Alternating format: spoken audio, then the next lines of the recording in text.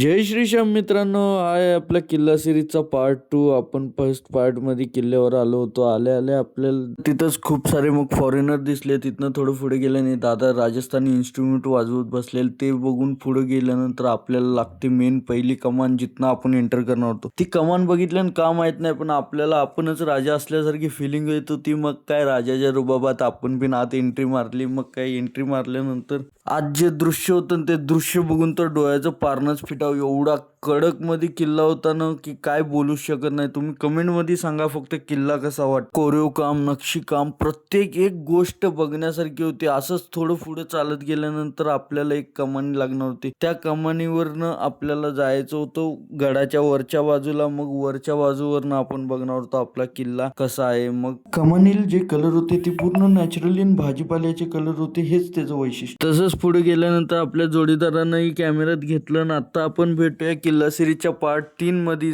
तोपर्यंत सगळ्यांनी सिरीज बघायला विसरू नका. लाईक, शेअर, सबस्क्राईब करायला विसरू नका. धन्यवाद.